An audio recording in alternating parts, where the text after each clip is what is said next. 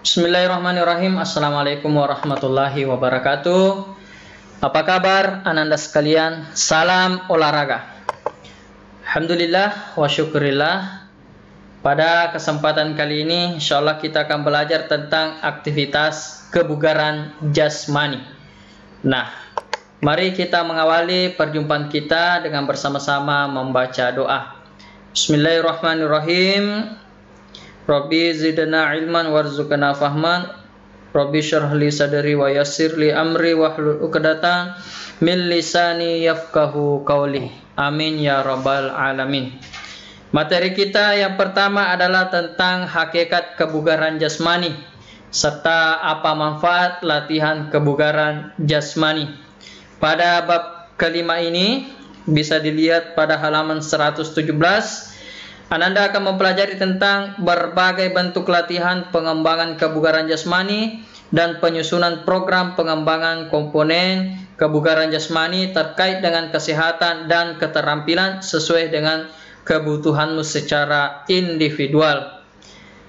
Baik, kita lihat ananda sekalian materinya tentang manfaat latihan kebugaran jasmani. Manfaatnya yang pertama yang akan kita dapatkan adalah meningkatkan kemampuan jantung dan paru-paru. Yang kedua adalah orang yang selalu melakukan latihan kebugaran jasmani akan dapat menurunkan tekanan darah. Kemudian yang ketiga adalah mengurangi lemak dan kadar gula dalam tubuh. Orang yang jarang melakukan latihan, bahkan tidak melakukan latihan kebugaran jasmani, itu akan bertumpuk lemaknya, akhirnya terjadi kegemukan, bahkan biasa terjadi penyakit gula. Kenapa? Karena gula dalam darahnya itu tidak terkoordinir lagi. Yang ketiga adalah memperbaiki bentuk tubuh. Nah, mau jadikan tubuh kita ideal, maka perbanyaklah latihan kebugaran jasmani. Kemudian yang kelima adalah mengurangi resiko terkena penyakit jantung dan koroner. Ya, jadi orang yang selalu melakukan latihan kebugaran jasmani ini akan mengurangi resiko penyakit jantung. Kemudian selanjutnya adalah meningkatkan daya tahan aerobik. Kemudian meningkatkan fleksibilitas atau kelenturan. Kemudian membakar kalori yang memungkinkan tubuh terhindar dari kegemukan dan mengurangi stres. Jadi kalau stres sedikit, pergilah lakukan latihan kebugaran jasmani. Kemudian yang terakhir adalah meningkatkan rasa kebahagiaan. Luar biasa ananda sekalian manfaat dari latihan kebugaran jasmani ketika kita mampu melakukan secara kontinu atau berkesinambungan. Ada 10 manfaatnya. Tentunya ke-10 ini nanti akan kita dapatkan ketika kita melaksanakan praktek dalam kehidupan sehari-hari kita. Nah, apa saja latihan kebugaran jasmani itu? Nah, program pengembangan aktivitas kebugaran jasmani yaitu komponen-komponen kebugaran jasmani merupakan faktor penentu derajat kesehatan setiap individu. Seseorang dikatakan bugar, kapan seseorang dikatakan bugar? Apabila dia mampu melakukan segala aktivitas kehidupan sehari-hari tanpa mengalami hambatan yang berarti dan dapat melakukan tugas berikutnya dengan segera. Tidak selalu mengeluh, sakit lagi beginiku, berarti orang yang selalu sakit-sakit begitu, berarti derajat kebugarannya itu sangat rendah atau lemah. Kemudian, komponen kebugaran jasmani itu dibedakan menjadi 2. Yang pertama adalah komponen kebugaran yang berkaitan dengan kesehatan. Jadi bugar dari segi kesehatan. Kemudian yang kedua adalah komponen kebugaran yang berkaitan dengan keterampilan atau terampil. Nah, dari kedua ini kita lihat apa-apa yang dilakukan dari segi kesehatan. Komponen kebugaran yang berkaitan dengan kesehatan yaitu ketahanan pernapasan. Bagaimana kemampuan kita dalam bernapas. Kemudian komposisi tubuh. Apakah komposisi tubuh kita ideal, sesuai ya sampai ada yang pendek sebelah. Kemudian kekuatan otot, ya jangan sampai ada ototnya tetapi tidak ada kekuatannya. Daya tahan otot, daya tahan aerobik, dan fleksibilitas. Itu dari segi komponen kebugaran yang berkaitan dengan kesehatan. Yang kedua adalah dari segi keterampilan. Komponen kebugaran yang berkaitan dengan keterampilan yaitu koordinasi, kelincahan atau agilitas, kecepatan gerak, daya ledak otot atau power, dan keseimbangan serta waktu relaksasi. Nah, inilah bentuk-bentuk daripada latihan kekuatan perut. Silakan disimak video berikut ini. Halo, welcome again di channel YouTube kesayangan Anda. Hari ini saya akan membuat tutorial bagaimana cara sit up yang baik dan benar supaya membentuk badan menjadi six pack. Jangan lupa six pack dulu ya.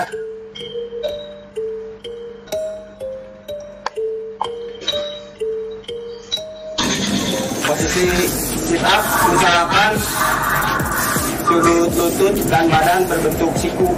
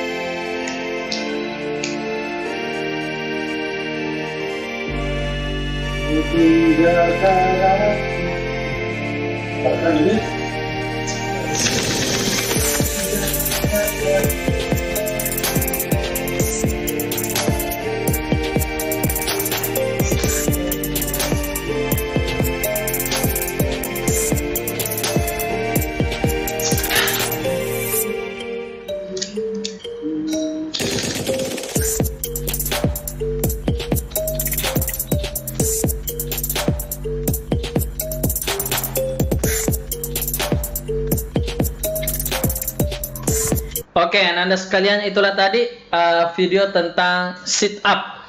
Ini nanti salah satu tugasnya adalah melaksanakan praktek sit up di rumah masing-masing.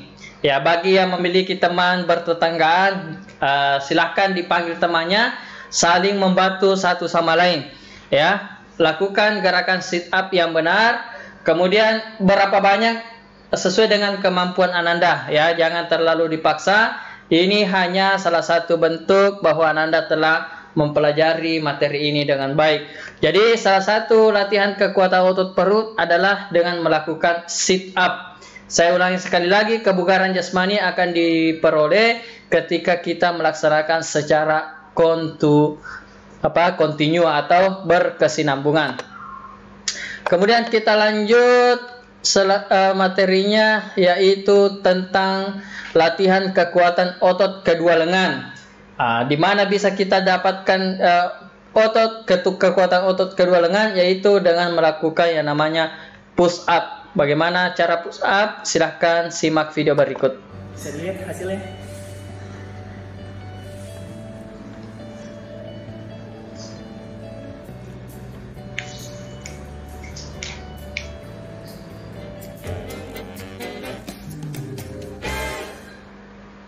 Hai, halo guys, balik lagi di DPT Indonesia. Kali ini gue bakal kasih tahu gimana sih caranya ngelakuin push up yang baik dan benar untuk membentuk otot dada lebih maksimal. Ini adalah bentuk kalau sebelum aku ngelakuin push up. Gimana hasilnya setelah aku ngelakuin push up yang baik dan benar, lebih maksimal ke otot dadanya. Push up itu sendiri adalah salah satu gerakan yang ngelatih banyak banget otot di tubuh sekaligus. Kayak misalnya otot dada atau pectoralisnya, otot tricep, otot abdominal atau perutnya, otot punggung. Ya walaupun sebenarnya perannya nggak banyak di punggung, tapi saat ngelakuin push up, banyak banget otot yang aktif. Nah, di video ini aku mau jelasin gimana ngelakuin yang benar, biar maksimal dan fokus untuk melatih otot dada kamu. Ingat, fokusnya untuk otot dada ya, bukan tricep atau yang lain. Oke, saat kita ngelakuin push up, pastiin perut diaktifin, atau bahasa sederhananya dikencengin. Ini tujuannya biar posisi badan lurus dan lower back-nya tidak terbebani, jadi nggak bungkuk gitu. karena masih banyak yang ngelakuin gerakan ini dengan posisi lower back yang aktif. Akibatnya justru terasa sakit tuh di pinggangnya. Jadinya peran si otot dada nggak maksimal. Paham ya? Seperti di gambar ini nih. Terus yang perlu diperhatiin lagi, jangan sampai pergelangan tangannya jauh dari bahu. Sederhananya, bahu dan pergelangan tangan harus sejajar. Ini tujuannya biar beban gak berat di bagian tangan. Jadi fokus di dada. Lagi-lagi fokusnya harus di otot dada. Setelah formnya baik, baru bawa turun badan ke bawah. Jadi aku ulangin ya, bawa turun badan ke bawah. Dari sini harus diperhatiin, seluruh badan turun barengan. Jangan bagian lower bodinya duluan, atau juga jangan bagian atas dulu. Barengan ya. Terus kembali ke posisi awal dan ulangi gerakan yang sama. Oh ya, biar lebih gampang, waktu mau bawa badan ke atas, pikirin kayak kita mendorong lantai. Lantai ini didorong semakin ke bawah tanah. Jadi antara bagian bawah tubuh dan bagian atas bakal naik barengan. Lebih maksimal kan? Kalian bisa lakukan push up ini 3 set ya. Nah kalau mau lebih maksimal, coba deh di set pertama lakuin sebanyak yang kalian bisa dengan tempo yang standar aja dulu. Terus di set kedua, coba temponya diperlambat setengah kali dari yang awal. Dan lakuin setengah dari jumlah repetisi yang tadi di set awal. Gini deh, misal di set 1 bisa 30 kali. Berarti di set 2 jadi 15 kali aja lakuinnya. Tapi dengan tempo yang lebih lambat dari set 1.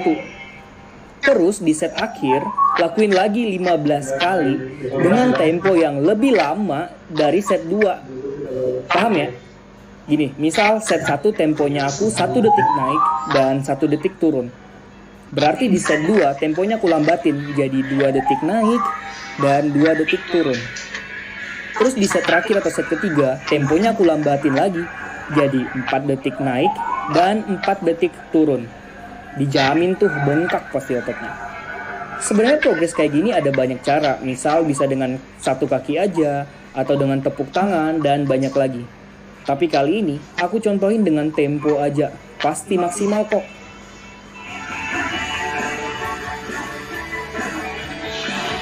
Anda sekalian, demikianlah praktek video tentang push up. Nantinya juga ini saya berikan tugas kepada Anda untuk melakukan praktek push up di rumah masing-masing. Sekali lagi yang punya teman atau siapakah di rumahnya, saling bantulah membantu agar videonya lebih menarik. Ya, tentu persiapkan segala sesuatunya sebelum melakukan kegiatan push up, sit up tadi. Terlebih dahulu lakukan pemanasan ya, agar tidak terjadi cedera atau sesuatu yang tidak kita inginkan. Kita lanjut materi kita tentang latihan otot punggung. Ya, latihan otot punggung adalah dengan melakukan back up. Apa itu back up? Simak video berikut.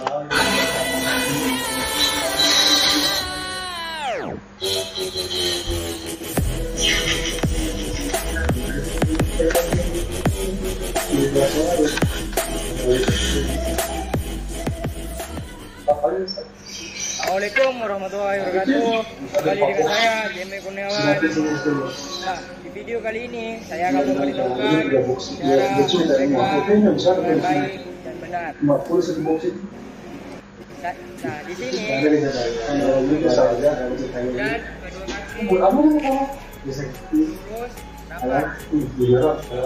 Oke guys.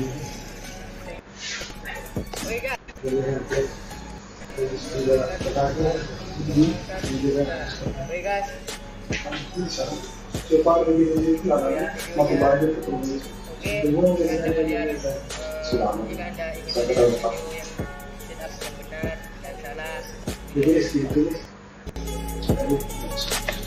dan salah, Backup yang benar.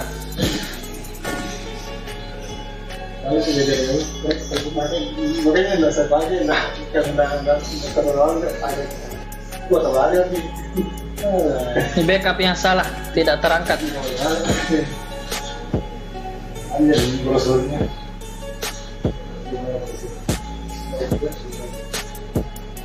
Ini juga salah. Kaki terangkat.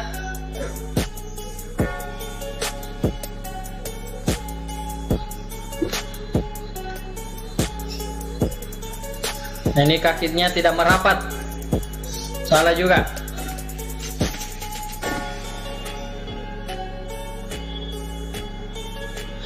Oke, anak-anak sekalian, inilah salah satu contoh backup. Backup ini saya peruntukkan hanya untuk laki-laki saja, untuk perempuannya tidak usah, ya. Kita lanjut materinya tentang latihan kekuatan otot tungkai atau pada bagian kaki dengan melakukan latihan naik turun bangku. Nah, perhatikan caranya.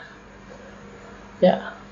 Nanti Anda melakukan praktek ini berapa banyak semampunya. Ya. Kalau sudah ngos-ngosan sudah. Nah, jangan sampai ada yang jatuh pingsan di rumah sendiri, ya. Saya tidak tanggung, ya. Jadi dilakukan semampunya. Kalau sudah dianggap sudah keringatan, ya, sudah mantap, ya sudah selesai. Naik turun bangku. Kalau tidak ada bangkunya, nanti naik turun rumah saja di tangganya. Oke, sudah paham ini? Kita lanjut materi kita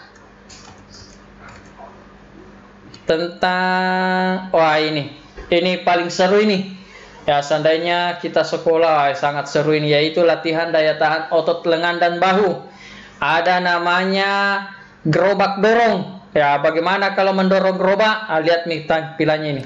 Ini contoh yang kedua, berarti kekuatan lengan, ya, kekuatan tangan, yaitu gerobak dorong.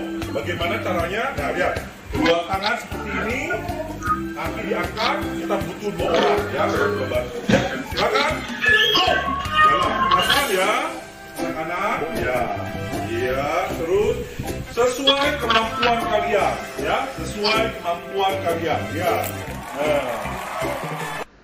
Oke, anak-anak sekalian, sangat luar biasa gerobak dorong ini. Nah, ini dilakukan 2 orang, ya. Jadi 2 orang yang melakukan praktek, nanti 1 orang yang video. Jadi 3 orang semua. Minta tolonglah sama teman-teman yang dekat-dekat di situ, bisa melakukan kerjasama. Setelah itu membuat video tentang gerobak dorong. Jadi sudah berapa? Tadi kita sudah bahas tentang ini, naik turun bangku untuk laki-laki perempuan. Kemudian ini backup. Backup ini khusus untuk laki-laki, ya, perempuannya tidak usah. Kemudian push up. Oh ya, tadi saya lupa, untuk push up bagi perempuannya itu berbeda dengan cara push up laki-laki. Kalau untuk puterinya atau perempuannya itu lututnya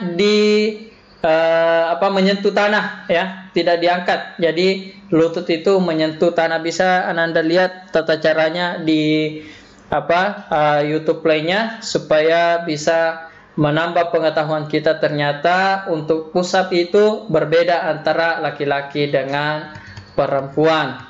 Kemudian tadi terkait sit up, ya. Jadi sit up 1, kemudian push up, ya, putra putri, cuma putrinya menggunakan gayanya sendiri. Kemudian otot punggung khusus laki-laki, ya, khusus putrinya tidak. Kemudian naik turun bangku, ya, putra dengan putri. Setelah itu yang terakhir adalah gerobak dorong, ini untuk putra dan putri. Jadi itulah materi kita hari ini. Semoga dengan materi ini bisa menambah kekuatan dan daya tahan otot lengan, kaki, punggung, perut, ya. Pokoknya kita mendapatkan derajat kebugaran yang lebih baik, sehingga segala aktivitas kita, baik aktivitas untuk di rumah, untuk pelajaran kita, maupun aktivitas dalam membantu orang tua selama pandemik ini. Sehat selalu anak-anak sekalian. Semoga materi ini bermanfaat. Kita tutup dengan ucapan billahi taufiq wassalamalaikum warahmatullahi wabarakatuh.